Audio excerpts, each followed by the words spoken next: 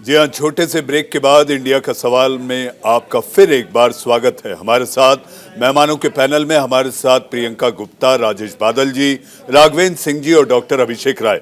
प्रियंका जी, मैं आपके पास आना चाहूंगा। प्रियंका जी, आपकी हमनाम की कहानी आप अपनी जुबानी बता दें, क्या वो भी चुनाव मैदान में उतरेंगी? चूंकि मैं ये कहना चाहूंगी कि पार्टी की जो प्रियंका गांधी जी पिछले 5 साल से उत्तर प्रदेश में एक आम आदमी की आवाज बनकर कंटिन्यू लड़ाई लड़ रहे हैं और संघर्ष में एक आम आदमी के संघर्ष में कंधे से कंधा मिलाकर उसके साथ खड़े हैं, जो पिछले 5 साल में आपने बाखूबी देखा और दर्शकों ने भी देखा। दूसरी बात मैं ये कहना चाहूंगी, ये पार्टी का निर्णय होगा कि वो किसी एक सीट से उनको केंद्रित करना चाहेंगे या उनको संपूर्ण उत्तर प्रदेश की जितनी भी संगठन से जुड़ी हुई जिम्मेदारियां हैं वो निभाने के लिए बोली जाएंगी। इसका निर्णय अभी सार्वजनिक नहीं है, परंतु मैं जरूर कहना चाहूंगी कि आज उनके ऊपर संगठन को फिर से खड़ा करने की जो जिम्मेदारी है वो बाखूबी निभा रही है। उसके साथ ही आम जनता के मुद्दों को जिस तरह से उन्होंने उठाया, मैं नहीं समझती कि कोई भी विपक्ष की पार्टी ने उठाया हो। तो बेहतर तरीके से कहा जा सकता है कि लड़की हूँ लड़ सकती हूँ का सीधा जो एग्जाम्पल है वो उन्होंने प्रस्तुत किया उत्तर प्रदेश में, चाहे वो प्रियंका दलित की जी, आवाज हो चाहे वो। जी प्रियंका जी, लड़की हूं, लड़ सकती हूं, लड़वा भी सकती हूं, लेकिन मैं नहीं लड़ सकती, ये कहना चाह रही हैं आप? मैंने कहा ना कि वो एक सीट पर केंद्रित होंगी या प्रियंका जी का संपर्क टूट गया देखने है। वाली बात होगी। प्रियंका जी अपनी जी बात पूरी जी करें तो मैं बादल जी के पास जाऊं, उनके अपने विचार और उनके विश्लेषण के लिए। प्रियंका जी। मैं सिर्फ इतना कहना चाहती हूँ कि जिस तरह से प्रियंका जी ने हर एक मुद्दे, चाहे वो शिक्षकों का मुद्दा हो, आज अभी मैं जो है इससे पहले जो आपका जो टेलीकास्ट हो रहा था उसको मैं देख रही थी। उन्होंने 70,000 शिक्षक भर्ती की समस्याओं को, जिसमें आरक्षण की धांधली हुई थी, उसको उन्होंने सॉल्व करने की बात कही। पर मैं पूछना चाहती हूँ कि आज जब सरकार जाने को है, 5 साल का कार्यकाल पूरा हो गया, तो अब किस तरह की प्रॉब्लम सॉल्विंग हो रही है? आपने पूरे 5 साल जितने भी किसान हैं वो जो है परेशान रहे, जितने भी नौजवान हैं वो परेशान रहे, आशा बहुएं जो है वो परेशान रही क्योंकि उनको उचित मानदेय नहीं दिया गया जो आपने वादे किए। आप उत्तर प्रदेश में देखिए किस तरह से 16 लाख जॉब जा चुकी हैं। अगर हम दलितों की बात कर लें स्पेसिफिकली, तो आपने लेटरल एंट्री से जितनी भी भर्ती करी है उसमें कितने % आपने दलित लिए हैं? आप दलितों की बात करते हैं, आप प्रतीकात्मक राजनीति करते हैं कि घर पत्तल में खाना खा सकते हैं जो किराए के होंगे मेरे प्रियंका ख्याल से, जी, और उसके प्रियंका साथ जी में आज आप पैर भी धुल सकते आज हैं। आज पर लड़ेंगी, हकीकत ये आज है कि लड़ेंगी उत्तर या नहीं? प्रदेश की जो प्रियंका जी आज लड़ेंगी या नहीं, इस पर लड़ हमारी लड़ बहस और रही है, चर्चा है। मनीष प्रियंका जी। जी। प्रियंका गांधी जी उत्तर प्रदेश में हर एक मुद्दे पर लड़ रही हैं और आज से नहीं, पूरे पिछले 5 साल से लड़ रही हैं। आप देखिए हाथरस में वो लड़ी, आप देखिए किसानों के लिए लखीमपुर में उनको 4 दिन जेल में रखा गया, बिना किसी कसूर के रखा गया। आप जी देखिए किस प्रियंका तरह जी, से जो प्रियंका माओ जी, में मुझे जाकर ऐसा लगता है बैठी कि लड़ी। बादल साहब मुस्कुरा रहे हैं। बादल साहब मुस्कुरा रहे हैं और मुझे ऐसा लगता है कि बादल साहब के पास विश्लेषण के लिए जाना जरूरी हो जाता है। राजेश जी, मेरा जी सवाल बिल्कुल। आपसे, बड़ी हैरानी हो रही है, बड़ी हैरानी हो रही है कि दूसरे दल का नेता या पार्टी ये कह रही है कि चुनाव लड़ के दिखाओ, तब दूसरे नेता तय कर रहे हैं कि चुनाव लड़ा जाए या नहीं। बड़ी हास्यास्पद स्थिति सियासत में दिखाई दे रही है बादल जी। जी मनीष, आप काफी हद तक ठीक कह रहे हैं। और कांग्रेस को अगर एक तरफ कर दें तो ये बात बिल्कुल सही है कि कांग्रेस को इसलिए अलग कर दें क्योंकि प्रियंका गांधी ने शून्य से, एक तरह से देखा जाए तो, उत्तर प्रदेश में अपनी यात्रा शुरू की थी। लंबे समय से उत्तर प्रदेश में कांग्रेस अपना अस्तित्व बचाए रखने के लिए संघर्ष कर रही थी। मतदान का जो उनका जो जनाधार है वो सिकुड़ता जा रहा था। हालांकि 2009 में एक चमत्कार भी हुआ था कि जब उनके सांसद बड़ी संख्या में जीत कर आए थे। लेकिन इधर हमने हाल के वर्षों में देखा कि प्रियंका गांधी ने समूचे उत्तर प्रदेश में, पश्चिमी उत्तर प्रदेश में, पूर्वी उत्तर प्रदेश में और सेंट्रल में, और खास तौर पे जो वो इलाके जहां पर महिलाओं की स्थितियां और अत्याचार बहुत हुआ था, उसमें उन्होंने अपना काम काफी किया है और 2 वर्षों से उनका काम काफी हुआ है। तो मुझे लगता है कि अगर वो चुनाव कहीं से भी लड़ती हैं तो शायद वो पार्टी की जो रफ्तार है वो कहीं धीमी पड़ जाएगी और वो शायद समूचे उत्तर प्रदेश में अपनी मुझे लगता है अपने आप को केंद्रित करना चाहें। चुनाव तो वो बाद में भी, अगर ऐसी कोई स्थिति बनी तो चुनाव तो बाद में कभी भी लड़के जीत सकती हैं, कोई उनके लिए कोई बहुत बड़ा खतरा नहीं होगा। बाकी जो दो पार्टियों के मामले में आपने कहा, मैं समझता हूं उसमें बात सही है कि इस तरह की चुनौतियां हमने हाल के वर्षों में देखी हैं कि एक दूसरे के इलाके में चुनाव लड़ने की चेतावनी इस तरह की लोग देते रहे हैं कि मेरे पाले में दम ताल ठोकते हैं, आइए। तो उसमें असल में कारण क्या है कि सत्ता ने जनाधार वाले नेताओं को जन से काट दिया है, और ऐसी सूरत में बहुत कम लोग ऐसे बचे हैं जो अपना सारा जनाधार बचाए रखते हुए अखिल उत्तर प्रदेश में या पूरे प्रदेश में अपना काम कर सकें। तो अब योगी जी तो बहुत ही प्रतिकूल परिस्थितियों में गोरखपुर गए हैं। हम सब उन्हें अयोध्या से एक प्रत्याशी के रूप में देख रहे थे और जैसी की बात भी हो गई थी, लेकिन मुझे ऐसा लगता है कि अब वो अपने घर में ही कुछ चुनौतियों का सामना कर रहे हैं। बहुत आसान नहीं रहा है योगी जी के लिए गोरखपुर से चुनाव लड़ना। और जो अखिलेश यादव ने आजमगढ़ वाली जो बात कही है, वो यकीनन एक नौजवान क्योंकि योगी जी की तुलना में तो नौजवान ही है, तो अपेक्षाकृत एक नौजवान की चेतावनी है जिसमें एक उत्साह हो सकता है। और अखिलेश अच्छा संघर्ष कर रहे हैं भारतीय जनता पार्टी के सामने। उन्होंने उस संघर्ष को एक निर्णायक मोड़ पे पहुंचा दिया है। लेकिन मेरी अपनी धारणा है कि अभी भी उत्साह उनकी पार्टी कार्यकर्ताओं में इतना अधिक है कि वो जो जमीनी समीकरण होते हैं वो उलट पुलट हो रहे हैं। तो कांग्रेस को वो बहुत हल्के से नहीं ले सकती। मेरा मतलब ये नहीं है कि कांग्रेस की सरकार ही बन जाएगी, लेकिन कांग्रेस इस स्थिति में आ सकती है कि उसके बगैर कोई सरकार ना बने। तो ऐसी स्थिति में मनीष जी, मैं ये कहना चाहता हूं कि जो 5 साल तक का जो कामकाज है वो निश्चित रूप से मतदाताओं के सामने है। अभी पत्रकार वार्ता चल रही थी, मैं देख रहा था कि पत्रकार वार्ता में काफी देर तक जो भारतीय जनता पार्टी की प्रवक्ता थी वो बोल रही थी उसमें, लेकिन काफी देर तक मैं बीच में से सुना था, हालांकि योगी जी का नाम नहीं आया, सिर्फ मोदी जी का नाम आया। और ये मुझे लगता है कि परंपरा। भाई साहब, बादल साहब, मैं आपको साफ करना चाहूंगा, वो प्रवक्ता नहीं थी, वो अपना दल की अनुप्रिया पटेल थी। अच्छा, क्योंकि मुझे स्क्रीन पर नजर नहीं आ रहा था। हालांकि उनकी भाषा जो थी वो एक बीजेपी के प्रवक्ता की तरह ही थी, आप सही समझे हैं, क्योंकि गठबंधन का मसला है और कॉकटेल की बात की है, तो इसीलिए मैंने शुरू किया था कॉकटेल, मॉकटेल और घालमेल जी। इसीलिए मैंने कहा कि वो चूंकि मेरे पास चित्र नहीं था, सिर्फ आवाज थी, तो मैं उसने, और जिस तरीके से वो मोदी की तारीफ कर रही थी उससे मुझे लगा कि शायद वो उस पार्टी की प्रवक्ता हैं। और मुझे लेकिन ये बड़ा दिलचस्प है। अगर मनीष जी, ये तो और भी आपने मुझे मतलब इस तरह से सोचने पर बाध्य कर दिया कि अगर अपना दल जो उत्तर प्रदेश में भारतीय जनता पार्टी का सहयोगी दल है और उसकी प्रवक्ता सहयोगी पार्टी 5 वर्षों में योगी जी ने जो काम किया है उसको नकारते हुए सिर्फ मोदी का गुणगान कर रही हैं, ये मेरे लिए एक ताज्जुब की बात है। भाई साहब, इसका मतलब जी राजेश जी, आपके पास आता हूं कुछ और सवालों के साथ। डॉक्टर अभिषेक राय, आजमगढ़ से चुनाव लड़ने के संकेत अखिलेश यादव ने खुद दिए, तो इसमें कहीं कोई ऐसी गुंजाइश नहीं कि सूत्रों के हवाले से कोई खबर है। मेरे आपसे 2 छोटे छोटे सवाल है डॉक्टर राय। पहला सवाल ये कि क्या अखिलेश यादव सुरक्षित सीट ढूंढ रहे थे, जो कि विपक्ष भी कह रहा है, और दूसरा सवाल ये कि क्या आजमगढ़ से ही लखनऊ का निजाम तय होगा? देखिए मनीष जी, सबसे पहली बात तो मैं एक चीज ये बताना चाहता हूँ, आजमगढ़ उनका दूसरा घर है, वो उनकी कर्म भूमि है, वहां से वो सांसद है। माननीय नेताजी ने भी आजमगढ़ को अपनी कर्म भूमि बनाया था, तो इसलिए उन्होंने क्या कहा, आज उनकी प्रेस कॉन्फ्रेंस अगर आपने सुनी हुई थी, तो उन्होंने कहा कि मैं अगर चुनाव लड़ता हूं, पार्टी डिसाइड करेगी, लेकिन सबसे पहले मैं आजमगढ़ की जनता से पूछूंगा कि मुझे चुनाव लड़ाना है कि नहीं लड़ाना है, क्योंकि वहां से माननीय राष्ट्रीय अध्यक्ष जी सांसद है। तो उनका ये प्रेम जो आजमगढ़ के लिए दिखता है, ये जनता के लिए जो दिखता है, ये वो झलकाता है। दूसरी बात, हमें कोई सुरक्षित सीट की जरूरत नहीं, आप जहां से कहें माननीय राष्ट्रीय अध्यक्ष जी वहां से लड़ जाएंगे, ये ऐसी बातें नहीं है, उन्हें लड़ने की जरूरत नहीं। हमारा हर छोटा से छोटा कार्यकर्ता अखिलेश बन के लड़ रहा है और 403 सीटों पे अखिलेश यादव लड़ रहे हैं।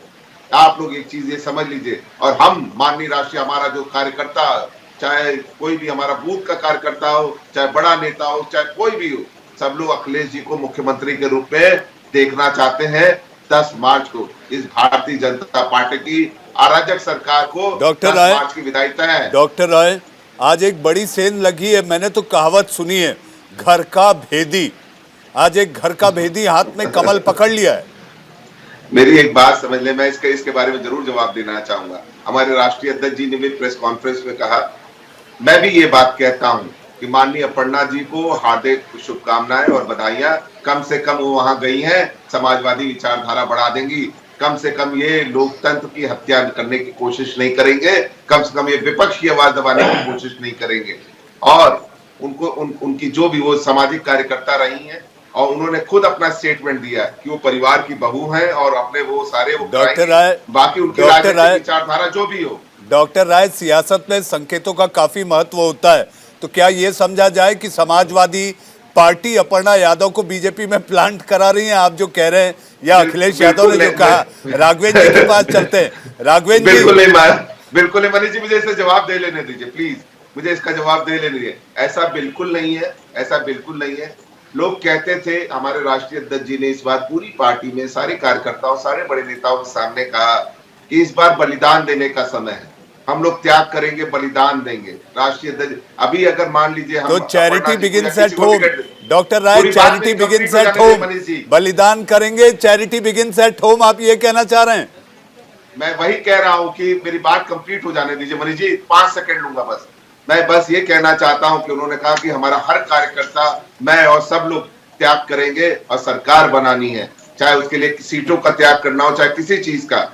तो सारे कार्यकर्ताओं ने सिर्फ एक आवाज में राष्ट्रीय अध्यक्ष जी की बात मान ली है, और राष्ट्रीय अध्यक्ष जी ने एक एग्जाम्पल सेट किया। नहीं तो अभी यही ऑपोजिशन वाले कहते हैं कि अपने परिवार को टिकट दे रहे हैं और ये कर रहे हैं, वो कर रहे हैं। आपका शास्त्रार्थ मैं राघवेंद्र जी से कराऊंगा, लेकिन मेरा पहले सवाल है। राघवेंद्र जी, मेरा सवाल आपसे, डॉक्टर राय और अखिलेश यादव ने भी यही कहा कि अपर्णा यादव बीजेपी में जाकर समाजवाद का विस्तार करेंगी। ये अपने आप में कुछ बात समझ नहीं आती। अब ये इसके अलावा कह क्या सकते हैं? ये समाजवाद की बात करते हैं, बड़ी हंसी आती है। इनका समाजवाद अखिलेश यादव से शुरू होता है, मुलायम सिंह यादव में खत्म हो जाता है। बीच में आपके धर्मेंद्र यादव और तमाम तरीके के इनके परिवारवाद स्पष्ट रूप से दिखाई पड़ता है। अगर राम मनोहर लोहिया आज जिंदा होते तो अपना माथा पीट लेता ऐसा समाजवाद को देख करके। मैंने अभी कुछ अपराधियों के नाम लिए थे, ये लंबी श्रृंखला है कि जिन लोग जो है समाजवादी पार्टी की तरफ, जिन अपराधियों को, उत्तर प्रदेश के अपराधियों का रुझान है, वो स्पष्ट दिखाई पड़ता है। और स्पष्ट दिखाई पड़ता है अपर्णा यादव सहित तमाम ऐसे लोग, समाज के जो पढ़े लिखे लोग हैं। पीसीआर डॉक्टर अभिषेक राय और राघवेंद्र जी को एक फ्रेम में लाया जाए। ये लोग जो है भारतीय जनता पार्टी के साथ स्पष्ट दिखाई पड़ रहा है जिस तरीके से समाजवादी पार्टी और भारतीय जनता पार्टी का रुझान चल रहा है। भारतीय जनता पार्टी में पढ़े लिखे लोग, सुलझे हुए लोग और ईमानदार लोग आ रहे हैं। उसी तरीके से समाजवादी पार्टी अपनी पूरी, जैसे पहले ये लोग किया करते थे, डीपी यादव, मनीष जी ने मेरा प्रोफाइल शायद नहीं पता है, और बड़े बड़े अपराधी समाजवादी पार्टी अंगीकार करते थे, आज बिल्कुल स्पष्ट दिखाई पड़ रहा है। समाजवादी पार्टी की जब उत्तर प्रदेश में सरकार थी आपके, तब उत्तर प्रदेश में अखिलेश यादव के साथ बड़े बड़े अपराधी इनके साथ घुमा करते। मुझे याद है आजमगढ़ जेल में मुख्तार अंसारी के लिए इन लोगों ने पक्के तालाब खुदवाए थे कि मुख्तार अंसारी को ताजी वसीयत मिल जाए। इस तरीके से उत्तर प्रदेश में दंगे हुआ करते। राघवेंद्र जी, डॉक्टर अभिषेक राय जी हड्डी रोग के विशेषज्ञ हैं और सर्जन भी हैं। मुझे ऐसा लगता है कि उनकी उंगली जितनी देर से ऐसी उठी हुई है, उन्हें दर्द होगा, और दर्द होगा तो उनको पहले खुद का इलाज करना होगा, क्योंकि एक उंगली उठी है और चारों उनकी तरफ है। उनका जवाब ले लेते हैं राघवेंद्र जी, उनका जवाब ले लेते हैं। एक मिनट राघवेंद्र सर बोल लीजिए, बोल लेने दीजिए मनीष जी, बोल लेने दीजिए। इनको सम्मान करना चाहिए। ये भी जरा ध्यान दे लें, भारतीय जनता पार्टी इनके लिए बेहतर रहे या समाजवादी पार्टी बेहतर है? आप लोग डॉक्टर राय राघवेंद्र जी, मैं आपको बहुत सीधा सा जवाब देना चाहता हूँ। कहते हैं ना प्रत्यक्ष को प्रमाण की जरूरत नहीं होती। ये बड़ा भारी शब्द इस्तेमाल कर रहा हूं, प्रत्यक्ष को प्रमाण की जरूरत नहीं होती। आप स्टूल मंत्री को अपने देख लीजिए, जिसको डिप्टी चीफ मिनिस्टर बना रखा है। आप माननीय मुख्यमंत्री जी को देख लीजिए। आजाद भारत के इतिहास में मुझे एक ऐसा मुख्यमंत्री का नाम अगर आप गिना दें जिसके ऊपर इतने आपराधिक मुकदमे हो, मैं राजनीति छोड़ने का काम करूंगा। जिसने ज्वाइन करने से पहले मैं आपसे कह रहा हूं, ओपन चैलेंज है आपके लिए। सुन लीजिए, पहले आप बात सुन लीजिए, पहले आप मेरी बात ही नहीं सुनेंगे। राघवेंद्र जी, मैं आपके बीच में नहीं बोला हूं। राघवेंद्र जी, मैं आपके बीच में नहीं बोला हूं।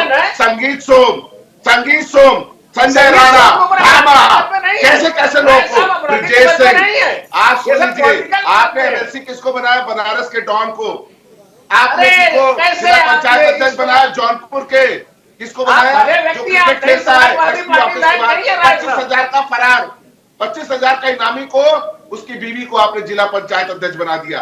आपके एक डॉन के लोग सैयद राजा से विधायक हैं, सबको पता है।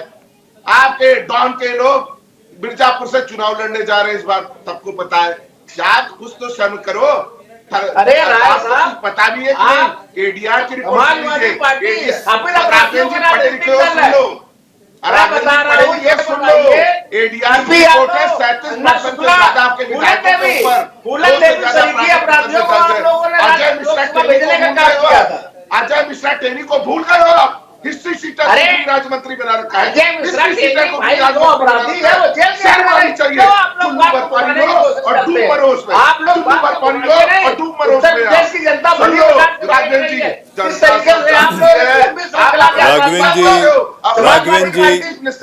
जी, डॉक्टर अभिषेक राय। राघवेंद्र जी, मैं आपको बता दूं, अजय मिश्रा टेनी जेल में नहीं, उनके बेटे आशीष राय जेल में है। वही मैं कह रहा हूं, अजय मिश्रा टेनी का अपराध भी नहीं बनता है भाई। हिस्ट्री शीटर है, जांच चल रही है, सुप्रीम कोर्ट की कमेटी जांच कर रही है। इतिहास जान लो मेरा। उन्होंने कहा इतिहास जान लो। इतिहास पढ़ा है रे, हलफनामा पढ़ा है आपने? अजय मिश्रा उन्होंने जो चुनाव आयोग में हलफनामा दिया है, पढ़ा है आपने? हिस्ट्री शीटर है वो, 96 से हिस्ट्री शीटर है। अगर आपको नहीं पता तो जाके देख लीजिए। डॉक्टर राय, मुझे ऐसा लगता है कि चुनाव आयोग की जो चाबुक होती है, बादल जी हमारे साथ बैठे हैं, आखिर कौन उम्मीदवार बनेगा, कैसा उम्मीदवार होगा, ये जिम्मेदारी पार्टी की भी है, जो कि सर्वोच्च अदालत ने भी कहा है कि आपको बताना होगा कि आपने पहले जिसको आप अपनी टिकट दे रहे हैं उसके पूरे कैरेक्टर को आपने खंगाला है या नहीं, उसकी कुंडली आपने देखी है या नहीं, वो आपको अपलोड करना होगा। ये सारी बातें, जैसा मैंने पहले कहा था कि जनता आईना है, आईना दिखा देगी जनता कि आखिर वो किसके साथ थी। डॉक्टर राय, राघवेंद्र जी आप बने रहें। प्रियंका गुप्ता जी, आखिरकार बादल साहब ने भी ये कहा कि जिम्मेदारी तो संगठन की है, लेकिन प्रियंका गांधी अगर ये सोचे कि उन्हें करना क्या है, चुनाव लड़ना है नहीं लड़ना है, बड़े चेहरे सारे चुनावी मैदान में है। जी हाँ, अगर हरी कालीन पर चलना है तो चुनाव लड़ना होगा, वैसे पीछे के दरवाजे की लाल कालीन तो होती है। देखिए, बेहतर है कि हम उन पर बात करें कि हमें किस तरह के कैंडिडेट उतारना, क्योंकि चुनाव जो है अब मुद्दों पर होना चाहिए। जैसे कि जो है इलेक्शन कमीशन ने भी ये कह दिया है कि जितने भी आपके अगर कैंडिडेट हैं उनके ऊपर किसी भी आपराधिक तरह के मुकदमे हैं या कोई धाराएं हैं, तो उसको सार्वजनिक करना पड़ेगा। तो आज जनता के सामने ये ऑप्शन है कि वो ये जान सकती है कि वो किसको वोट दे रही है, क्योंकि अगर जनता सोच समझ कर अपने कैंडिडेट को चुनती है तो मुझे लगता है कि वो ज्यादा बेहतर होता है। और रही बात कि भारतीय जनता पार्टी की अगर बात की जाए, तो भारतीय जनता पार्टी की तो वैसी वॉशिंग मशीन है कि उसके अंदर जो भी जाता है, चाहे उस पर 1000 मुकदमे हो, चाहे वो हिस्ट्री शीटर हो, वो उसके बाद वो उसकी मशीन में जाते ही वो बेदाग हो जाता है। ये इनकी खासियत है इनकी मशीन की, क्योंकि इनकी पार्टी से जैसे ही कोई निकलता है उसके ऊपर मुकदमे भी हो जाते हैं उसके और जैसे ही इलेक्शन जाना चाहते हैं वहां ईडी भी पहुंच जाती है, क्योंकि कभी तो ये कहीं से डर के चले आते हैं और कभी किसी को डराने के लिए ईडी भी भेज दिया करते हैं। तो ये इनके चाल चरित्र और चेहरा है, क्योंकि भारतीय जनता पार्टी ने देश के जो नागरिक आम जनता है उसको इस कगार पे लाके खड़ा कर दिया है कि उसका घर चलाना मुश्किल हो गया है। तो जनता के सामने मुद्दे हैं और वास्तव में मुद्दों पर राजनीति होनी चाहिए और कैंडिडेट कौन है ये बिल्कुल देखना चाहिए। मैं सोचती हूँ कि अगर हमने जो कैंडिडेट उतारे हैं उसमें आप खासियत ले सकते हैं कि किस तरह से जो संघर्ष कर रही है महिलाएं वो आज सामने। आप उन्नाव में देखिए किस तरह से जो एक रेप विक्टिम की मदर थी, उन्होंने इलेक्शन में जो है भागीदारी ली है और मैं समझती हूँ कि जी अगर प्रियंका वो जी, आप ये कह रही हैं कि चुन- रणनीतिक तौर पर जरूरी नहीं कि मैदान में उतरे, लड़वाना भी जरूरी बिल्कुल। होता है और प्रेरित कर कर लड़वाना बिल्कुल। ज्यादा बड़ी कवायद जी। होती है। मैं आऊंगा आपके पास बादल साहब। राजेश जी, मेरा सवाल आपसे है कि आखिर पूर्वांचल से लखनऊ का रास्ता तय होगा, दो बड़े चेहरे जिन पर यह कहा जा रहा है कि यही दो सियासी दल के नेता किसी एक की सरकार बनेगी, चेहरा कौन होगा एक दल का अभी कहा नहीं जा सकता। जी हाँ, बीजेपी का नहीं कह सकते चेहरा कौन होगा चुनाव के बाद, लेकिन समाजवादी पार्टी का चेहरा जो मुख्यमंत्री होगा, 15 मार्च 2012 को अखिलेश यादव पहली बार मुख्यमंत्री बने जब वो 38 साल के थे। जी हाँ, 2017 में पार्टी के सुप्रीमो बने।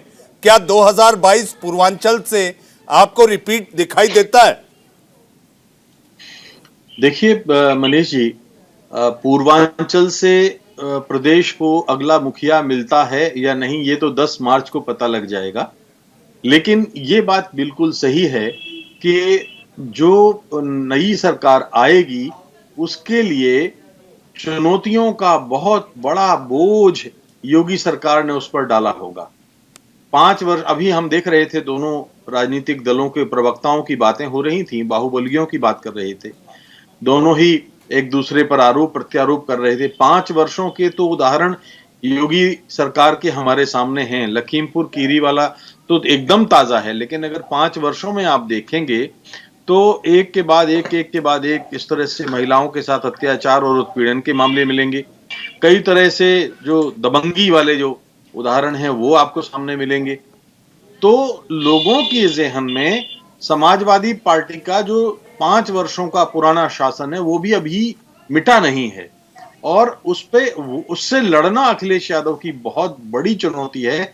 कैसे वो उनका सामना करते हैं, क्योंकि हमने भी अपने चुनाव कवरेज में लगातार देखा है कि उन 5 वर्षों में जिस तरह से समाजवादी पार्टियों में भी एक यादव जाति के लोगों का, नेताओं का बोलबाला था, जिला स्तर पर वो कलेक्टर और एसपी को जिस तरह से हुक्म देते थे, फरमान देते थे, आदेश देते थे, और जिस तरह के लोगों को संरक्षण मिलता था, वो भी कोई बहुत ही तारीफ की बात तो नहीं कही जा सकती। और इसीलिए हमने देखा कि जब दोनों प्रवक्ता अंताक्षरी कर रहे थे तो दोनों ही एक दूसरे के दल की पोल खोल रहे थे। हमाम में तो सारे के सारे एक जैसे ही होते हैं। तो और ये दुर्भाग्य है हमारे लोकतंत्र का कि बिना बाहुबलियों के शायद कोई पार्टी ये नहीं भरोसे में आती कि वो जीत सकती है। ये एक है लंबा।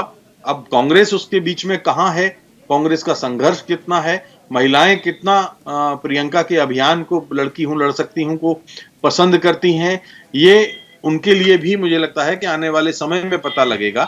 पर ये बात सही है कि कांग्रेस पहली बार 35 वर्षों में शायद गंभीरता पूर्वक उत्तर प्रदेश में चुनाव लड़ रही है। जी चुनाव लड़ रही है और महिलाओं को लड़वा रही है। बादल साहब फाइनल कमेंट के लिए मैं राघवेंद्र सिंह और डॉक्टर अभिषेक राय के पास जाना चाहूंगा। राघवेंद्र जी, जिस तरह से चुनौती सामने है, पूर्वांचल से ही लखनऊ में आखिर राज्याभिषेक किसका होगा, चेहरा कौन होगा, ये तो जनता तय करेगी, लेकिन पूर्वांचल ही अब सबसे बड़ा केंद्र हो गया है। जी हाँ, दोनों चेहरे, दोनों सियासत के बड़े मोहरे एक दूसरे को ताल ठोक कर कह रहे हैं, आजा मेरी गली में आओ। देखिए, भारतीय जनता पार्टी जो है निश्चित रूप से उत्तर प्रदेश में सरकार बनाने जा रही है। हम लोगों का तो उत्साह विभिन्न सर्वे जो आ रहे हैं उसमें स्पष्ट दिखाई पड़ रहा है। जरा समाजवादी पार्टी की पिछले 5 वर्षों की 2017 तक इनकी मैं कारगुजारियां आपको बताना चाहता हूँ। इसमें सरकारी आंकड़े हैं, केंद्र सरकार के आंकड़े हैं। 2012 में 5,666 लोगों की उत्तर प्रदेश में हत्या हुई थी। 2013 में 6,000 लोगों की हत्या हुई थी। 2014 में 7,500 लोगों की हत्या हुई थी। 2015 में 4,732 लोगों की हत्या हुई थी। 2016 में 4,800। राघवेंद्र जी, माफी के साथ आपको रोकना चाहूंगा क्योंकि डॉक्टर अभिषेक राय का भी फाइनल कमेंट लेना है, मुझे इंडिया का सवाल भी खत्म करना है। डॉक्टर राय एक बात बता दीजिए, मैं समझ गया कि आप पर अब चुनौती बहुत ज्यादा है। चुनौती ज्यादा इसलिए कि अगर आपके पार्टी सुप्रीमो आजमगढ़ से लड़ते हैं, जिसका संकेत उन्होंने साफ तौर पर दे दिया है, तो आपके लिए बड़ी चुनौती होगी कि अपने सुप्रीमो को जिताकर लाना है। लेकिन क्या एक और सीट पर अखिलेश यादव ताल ठोकेंगे? देखिए, मैं बहुत सीधी सी बात बताऊं, माननीय राष्ट्रीय अध्यक्ष जी ने आज बहुत क्लियर कर दिया प्रेस कॉन्फ्रेंस में कि वो आजमगढ़ की जनता से पूछेंगे कहां से लड़ना, कहां से नहीं लड़ना, इसके बारे में वो खुद ही अपने कहते हैं ना निर्णय लेंगे और वो खुद बताएंगे। लेकिन अगर वो आजमगढ़ से लड़ते हैं तो मैं आपको विश्वास देता हूं, आजमगढ़ का एक बहुत छोटा कार्यकर्ता हूं, इतने रिकॉर्ड मतों से जिताएंगे कि उत्तर प्रदेश की विधानसभा को एक इतिहास बना के दिखाएंगे, वो जो भी सीट चुन लें, क्योंकि आजमगढ़ के युवा, नौजवान, बेरोजगार, महिला, जो भी बूढ़े जवान, सब लोग इतना पसंद करते हैं राष्ट्रीय अध्यक्ष जी को। डॉक्टर कि राय, आप देखते हैं डॉक्टर राय, अगर लखनऊ की गद्दी पर काबिज होना है तो केवल एक सीट को ही रिकॉर्ड मतों से जिताने से काम नहीं चलेगा। मैं राष्ट्रीय अध्यक्ष जी के लिए जी सीट जी, का मतलब डॉक्टर था। राय, आपने जो डॉक्टर सवाल अभिषेक पूछा था, राय, राष्ट्रीय प्रवक्ता समाजवादी पार्टी, राघवेंद्र सिंह जी प्रवक्ता बीजेपी, और जी हां, राजनीतिक विश्लेषक के रूप में वरिष्ठ पत्रकार राजेश बादल साहब आप आए, आप सभी का बहुत बहुत धन्यवाद। लेकिन जाते जाते मैं इतना कहना चाहूंगा, अभी आने वाले समय में आप सियासत का, जी हां, 5 राज्यों में विधानसभा चुनाव हैं, हम केवल यूपी की बात नहीं कर रहे हैं, अलग अलग राज्यों में भी सियासत का कॉकटेल, मॉकटेल और घालमेल देखते और सुनते रहेंगे। इंडिया का सवाल में आज के लिए बस इतना ही। वक्त है अब एक छोटे से ब्रेक का। ताजा तरीन खबरों के साथ आएंगे मेरे अपने सहयोगी कुंदन जम्यार, कहीं मत जाइएगा।